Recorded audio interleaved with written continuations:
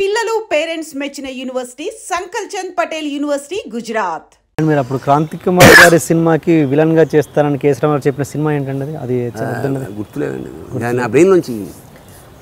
అంటే ఎందుకు మీరు అలా ఏమంటారు టేక్ ఇట్ ఫర్ గ్రాంటెడ్ తీసుకున్నా? కారణం ఏంటంటే అంత క్లోజ్ నేను. ఒకళ్ళు చెప్పాలంటే ఆయన డైరెక్ట్గా చెప్పొచ్చు నాకు. నేను 9 నెలలు కూడా చేశాను. తర్వాత ఆయన ఇబ్బంది పడి ఉంటాడు. ఆయన చెప్తే నేను మద్రాసులో ఉన్నా, హైదరాబాద్లో షూటింగ్. ఏమన్నా ఫీల్ అవ్వచ్చు, అంత క్లోజ్గా తిరిగాం కాబట్టి ప్రొడ్యూసర్లు వద్దని ఉండొచ్చు, ఆయన డల్గా ఉన్నాడు అప్పుడు. సరే అట్లా అట్లా అట్లా చాలా జరిగి ఉండొచ్చు సార్. అన్నీ అందుబాటులో ఉండి, మనిషికి అన్ని సుఖాలు అందుబాటులో ఉండి, అన్నీ అందుబాటులో ఉండి వైరాగ్యంలో ఉండడం అన్నది చాలా గొప్ప విషయం. ఆ స్టేటస్ మీకు ఎలా సాధ్యమైంది? వైరాగ్యం ఏం కాదు. వైరాగ్యం అంటే ఏమిటంటే దేని పట్ల విముఖత, అన్నిటి రమణ మహర్షి నాకేమొద్దు అది కాదు. వైరాగ్యం కాదు. నేను బేసిక్గా మధ్యతరగతి వాడిని కాబట్టి మధ్యతరగతి లక్షణం ఏమిటంటే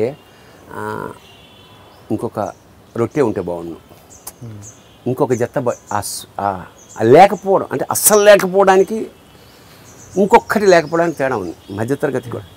అది నా నేచర్. అంటే నేను మధ్యతరగతిలో పుట్టాను. మధ్యతరగతి అట్మాస్ఫియర్ నాకు ఇష్టం. 5 స్టార్ హోటల్లో నాకు నిద్ర పట్టదు కొంచెం. అంటే this is not my cup of tea. ఒక పెంకుటీలు చూడగానే నాకు ఆత్మ చక్కని లేస్తుంది. నేను పల్లెటూరులో ఎక్కడన్నా షూటింగ్కి వెళ్ళినప్పుడు కూడా ఈ పాక హోటల్లో ఇడ్లీ తినడానికి ఎక్కువ ఎంజాయ్ చేస్తా. 5 స్టార్ హోటల్లో ఉంటాం, సినిమా వాళ్ళు శ్మశానంలో ఉంటాం, కానీ ఆ మధ్యతరగతి నేచర్ ఉంటుంది. ఇప్పుడు వాళ్ళు మా ఇంటికి వచ్చిన మా పిల్లల్ని అంటే కారు ఉండి కూడా నేను బస్సులోనే పంపిస్తున్నాను. వాళ్ళకి లేకపోవడం తెలియాలి అనే ఫీలింగ్. అంచేత నాకు చాలా ఆశ్చర్యంగా చాలామంది జనరల్గా ప్రతి వాళ్ళకి ఒక అరడదనం చెప్పుల జతలు ఉంటాయి కదా, నాకు 2 ఉంటాయి అంతే.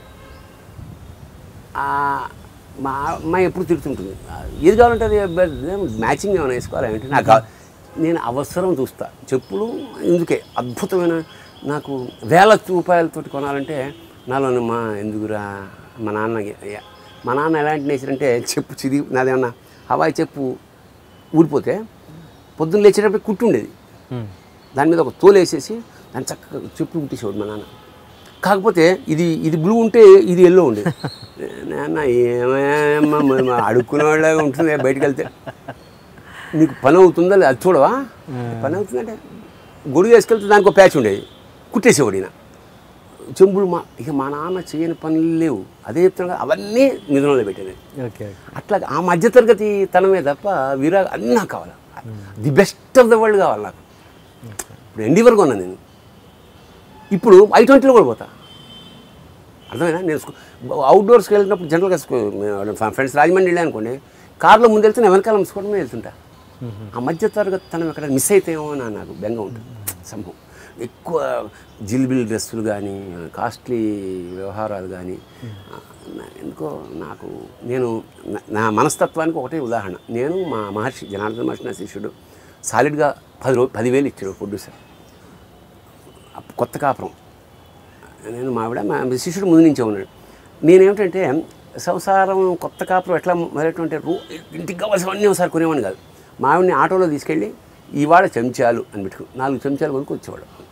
నెక్స్ట్ వీక్ వెళ్ళి 2 కంచాలు అన్నీ కొంటే మజా పోతుందని నా ఫీలింగ్. 10,000 వచ్చేసి చాలా పెద్ద అమౌంట్. 10,000 అప్పుడు ఏం చేద్దామంటే ఫ్రిడ్జ్ కొందాం సార్, మా ఇంట్లో ఫ్రిడ్జ్ లేదన్నాడు. ఫ్రిడ్జ్ లేదు కానీ నాకు ఫ్రిడ్జ్ పెద్ద మనంత ఫ్రిడ్జ్ లెవెల్ అనే మంది వేస్తారు, అమ్మగారు వచ్చారు, అది అందులో పెట్టాలి. సరే టీకా ఫ్రిడ్జ్ కొన్నాం. ఫ్రిడ్జ్ కొంటూ కుండ కూడా కొన్నా. ఇంటికి తీసుకెళ్ళా. ఫ్రిడ్జ్ దిగింది. మా ఆవిడ చాలా సంతోషం. మా ఆవిడ అగ్రహారం నుంచి వచ్చింది. ఆవిడ ఇంకా ఆనందం, ఫ్రిడ్జ్ ఉంది మన ఇంట్లో. కుండ ఎందుకని? ఫ్రిడ్జి నీకు సొసైటీకి, కుండ నాకన్నా ఊరుకోండి అని చెప్పి అందులో ముగ్గు వచ్చింది. సంతోషం. నేను లేకుండా వీళ్ళిద్దరు వెళ్ళి ఆ వాటర్ బాటిల్స్ కొనుక్కురావాలని ఇద్దరు వెళ్ళారు ఆటోలో, కారు లేదు. మా మహర్షి మా ఆవిడ అప్పుడే బిస్లరీ వచ్చిన కొత్త 6 బాటిల్ కొన్నారు. కొని అంటే నేను వాటర్ బాటిల్ పెడతారు కదా అందులో, అవి కొనాలి యాక్చువల్గా.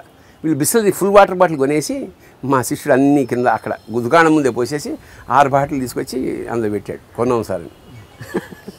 నీళ్ళేమన్నా నీళ్ళు ఎందుకు సార్ పారబోసం వెయిట్ నీ అబ్బాయి నీళ్ళతో చాలా నువ్వు గ్యారంటీగా రైటర్ అవుతారా బాబు అయ్యాడు. అట్లా అప్పటికి కాలేదు ఇంకా. లేదు అసిస్టెంట్ రాడు జనార్దన్. తర్వాత చాలా పాపులర్ కన్నడ రైటర్. అంటే అది వైరాగ్యం అనేది లేదు నాకు. చాలామంది ఏమనుకుంటారంటే శివతత్వాలు రాస్తున్నాడు కాబట్టి ఇంకా అన్నం తినకుండా ఇలా అలాగే అదేం కాదు. నేను అన్నీ ఎంజాయ్ చేస్తాను. శివుణ్ణి కూడా నాకు దేవుడు కూడా బోరు కొడతాడు, అప్పుడు మానేస్తాను. అసలు ఈ శివత్వం రావడానికి ఏంటి కారణం? అసలు పోనీ శివభక్తుడిగా మారడానికి కారణం ఏంటి? ఇప్పుడు భక్తి అనేది ఒక necessity. If there is no god there is necessity to create a god to keep the world in tune అన్నాడు ఒక కమ్యూనిస్ట్. ఒక భీతి, భయం. నాకు మూఢభక్తి లేదు, గాఢ భక్తి ఉంది. నేను ఉదాహరణ చిన్నప్పుడు హరికథ అనేదే నాకు జీవితంలో నేను నటుడు అవ్వడానికో రచయిత అవ్వడానికో కళాకారుడానికి హరికథ కాదు. మా గుళ్ళో జరుగుతున్న హరికథ. అసలు ఎట్ట చెప్తారు, వీడే కృష్ణుడు అయిపోతాడు, వీడే అర్జునుడు అయిపోతాడు, వీడే శంఖం అయిపోతాడు, వీడే ధృతరాష్ట్రుడు అయిపోతాడు, ఇది మామూలు విషయం కాదే అని నేను వచ్చి ఇమిటేట్ చేస్తున్నాను. That's how I become an artist. అప్పుడు కథ ఏం చెప్పానంటే, అజామీయుడు ఎంత దుర్మార్గుడు రాక్షసుడు అది ఇది శివరాత్రి నాడు చెట్టు ఎక్కాడు. ఎక్కితే బిలోపత్రాలు శివుడి మీద రాలి వాడు తెలియకుండా శివరాత్రి నాడు దొంగ కాబట్టి వాడు జాగారం ఉన్నాడు, ఫుడ్ లేక ఉపవాసం ఉన్నాడు, పైగా పైనుంచి బిల్వపత్రాలు శివుడి మీద రాల్చాడు. చచ్చిపోయినప్పుడు వెళ్తుంటే యమభక్తులు పట్టుకుంటే మీరెందుకు పట్టుకుపోతున్నారా? వాడు మా శివభక్తులు శివైక్యం శివలోకంకి వెళ్ళాలి. వాడు ఎందుకు పొరపాటున చేసిన శివభక్తి శివరాత్రి నాడు చేసాడు కథం వాడికి మోక్షం. అమ్మని ఇంత ఈజీయా, శివలోకం ఇంత ఈజీయా అని బలిపోయింది చిన్నప్పుడు. తర్వాత చదువుతున్నప్పుడు రాజశేఖర చరిత్రం అని మాదయ్య గారి మల్లన్న కావ్యంలో నీలకంఠేశు శిరముపై నీళ్లు జల్లి పత్రిన వాడు ఇసుమంత పరవైచు కామధేనువు వానింటి గాడి పసరం అల్ల సురసాకి వానింటి మల్లె చెట్టు. నువ్వు ఇష్టం ఉన్నా లేకపోయినా పొరపాటున శివ పూజ చేసినా సరే నీకు కైవల్యం ఖాయం అన్నాడు. దాన్ని నేను తెలంగాణలో చెంబెడు నీళ్లు పోస్తే కుష్, చిటికెడు బూడిదే పోస్తే బస్. చెంబెడు నీళ్లు పోస్తే కుష్, చిటికెడు బూడిదే పోస్తే బస్. ఒటి పుణ్యానికే మోక్షం ఇస్తావు కదా శభాషరా శంకరా. ఒట్టి పుణ్యం అంటే తెలంగాణలో ఫ్రీ అని, ఇక్కడ మీనింగ్ ఏమిటంటే ఒట్టి పుణ్యానికే మోక్షం ఇస్తావు కదా, ఒట్టి పుణ్యానికే మోక్షం ఇస్తావు కదా శభాషరా. శివుడిని నేను ఎప్పుడు దేవుడిగా భావించాను. I felt is a friend. అందుకనే ఒరే అన్న ఆట కదా రా శివ. ఏమైనా నువ్వు రా అంటావా దేవుడిని? మరి దేవుడిని రాకపోతే నిన్నంటూ ఊరుకుంటావా? శభాష్ రా Shankara. I always felt him as a friend. నాకు అంటే మహాశివ భక్తుడు అంటారు నన్ను ఎవరు, చాలా తప్పు. మహాశివ పూర్వపద కర్మధారణ భక్తుడు. శంకర కింకరీతి, శంకర కింకరుణ్ణి రేణు ఉంది తప్ప మహాశబ్దం శివుడికి అప్లై చేయండి, నాకు కాదు. నాకు అంత ఇష్టం. ఉదాహరణకి రోజు అంటే నాకు చెప్పే కదా నాకు దేవుడు కూడా బోరు కొడతాడని నేను ఇంకో నెల పూజ చేయను. అసలు ఇప్పుడు టోటల్ పూజ లేదు, ఓన్లీ ధ్యానమే. యోగా తర్వాత మెడిటేషన్. అబ్సల్యూట్గా గుళ్ళు గోపురాలు కూడా కట్టు అన్నీ తిరిగేశాను. ఇంకా నాకు ఆ గుళ్ళల్లో దేవుడు ఉండని స్పష్టంగా అర్థమైపోయిన తర్వాత, అంటే గుళ్ళల్లో జరిగే అక్రమాల వల్ల, దుర్మార్గాల వల్ల, ఈ అధర్మాల వల్ల దేవుడు ఉండడు అనేది నాకు నమ్మకం వచ్చి దేవుడు గుడికి నేనే వెళ్ళడం మానేశాను. దేవుడు వెళ్ళడం మానేశాడు, నేను వెళ్ళడం మానేశాను. నేను హాయిగా ఇంట్లో కూర్చొని ధ్యానం చేసుకుంటున్నాను. ఓ రోజు మా ఇంట్లో అభిషేకం చేస్తున్నాను. కమింగ్ టు బ్యాక్, మావిడ వెల్లుల్లిపాయలు వేసి గోంగూర తాలింపు పోపు పెడుతుంది. నేను లోపలికి ఇలా కూర్చోకొని పక్కనే, జనరల్గా వంటింటి పక్కనే ఉంటుంది ఈ దేవుడి రూమ్. ఆ వాసన తగిలి అబ్బా అని నోట్లో నీళ్ళు చెప్తుంటే మీకు కూడా ఊరొచ్చు. నాలో అఖండకు బ్రహ్మాండ నాయకుడు శివుడికి అభిషేకం చేసుకుని తృప్తిగా వస్తే 10 రూపాయల గోంగూర నాలో నోట్లో నీళ్లు ఊరించగలిగింది. శివ అన్నప్పుడు గుండెలో నీళ్లు రాలే, కళ్ళల్లో నీళ్లు రావాలి. ఎందుకురా నీ అమ్మ భక్తి వేస్ట్.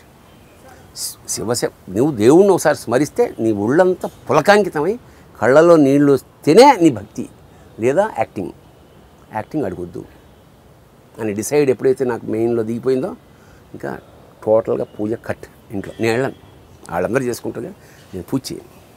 పూజ అంటే యాజ్ అ ప్రిన్సిపల్ చేయడం కాదు, పూజలో ఏం లేదు తెలిసిపోయింది. అది ఫస్ట్ ఏబిసిడీల్లో ఓనమాల స్టేజ్ అది పూజ అనేది. ఈ కొబ్బరికాయలు కొట్టడం, దండలేయడం, ఎవరన్నా వెళ్తే కొబ్బరికాయ కూడా ఇక అదా బేసిక్గా దేవుడికి.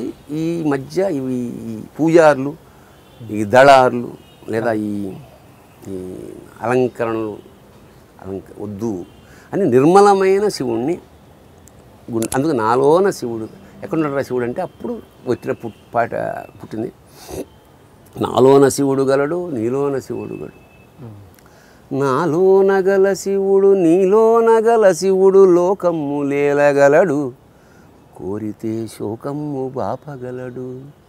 నాలోన శివుడు గలడు, మీలోన శివుడు గలడు. నాలోన గల శివుడు మీలోన గల శివుడు ఒక కన్ను తెరవగలడు. నాలోన గల శివుడు మీలోన గల శివుడు ఒక కన్ను తెరవగలడు, వద్దంటే రెంటిని మూయగలడు. నాలోన శివుడు గలడు, మీలోన శివుడు గలడు. నాలోన గల శివుడు మీలోన గల శివుడు నాటకాలాడగలడు. నాలోన గల శివుడు మీలోన గల శివుడు నాటకాలాడగలడు, తెరదించి మూట కట్టేయగలడు. నాటకాలాడగలడు, తెరదించి మూట కట్టేయగలడు. ఎప్పుడైతే ఇది వచ్చిందో నాకు సద్దన్నం చాపతో నేను బతికేయగలను. నాకే 3 కోరికలు ఉండేవి పూర్వం. ఒకటి, ఎంతమంది జనం కాబట్టి బాత్రూమ్ ఎప్పుడు బిజీగా ఉండేది. అమ్మ మంచి మరిగే వేళ్ళు నీళ్ళతోటి ఇలాంటి వాతావరణంలో 1 గంట సేపు స్నానం చేయాలి. ఎట్లా జరగదు, అది ఒక్కటి కావాలి. పుస్తకాలు ఎప్పుడు మా అన్న చదివిన పుస్తకం, వాడి చదివిన పుస్తకం, ఎవడు పుస్తకాలు ఉండేవి. బట్ ఎప్పుడు నేను చదువుతున్నా ఉండవే, నాకన్నా పెద్దవాళ్ళ మంచి లైబ్రరీ ఉండాలి. మిథునంలాగా 1 ఎకరం ఉంటే ఒక పెంకుటిల్లు వేసుకొని అప్పటికప్పుడు అట్లా వంకాయ కోసుకొని తాలింపు చేయాలి. ఇది కోరిక. ఈ 3 తీరిపోయినాయి. అంచేత నాకు ఇప్పుడు కోరికలు ఏం లేవు, ఆశయాలని. అంతర్జాతీయంలో తెలుగు సినిమా రెపరెపలాడాలి. పంచె కట్టుకుని నేను తెలుగు జాతి రిప్రజెంట్ చేస్తూ వెళ్ళి అర్థం కాకపోయిన తెలుగులో మాట్లాడి తర్వాత ఇంగ్లీష్లో మాట్లాడతాను. ఇది నా జీవిత ధ్యేయం, ఆశయమే. నాకు మిగతా కోరికలు ఏది, నాకు మెర్సిడీస్ బెంజ్ అయినా ఒకటే, ఇంకేదైనా ఒకటే, ఫరక్ పడదు నాకు. ఐ డోంట్ హ్యావ్ ఎనీ కోరికలు ఏం లేవు, నథింగ్. అది సాధ్యం అంటారా అంతర్జాతీయంగా? మరి మేము నేషనల్ లెవెల్ కొట్టాంగా, గ్రహణం అయింది. నా షార్ట్ ఫిల్మ్ ఇంకు ఇంటర్నేషనల్ ఫిల్మ్ ఫెస్టివల్లో కొట్టింది, నేషనల్ ఫెస్టివల్లో బెస్ట్ డెబ్యూ డైరెక్టర్ వచ్చింది. అంటే ఆస్కార్ కాకపోవచ్చు, ఆస్కార్కి మనం కష్టం, కాన్స్లో కొడతా, నెక్స్ట్ ఇయరే కొట్టొచ్చేమో. ఓకే.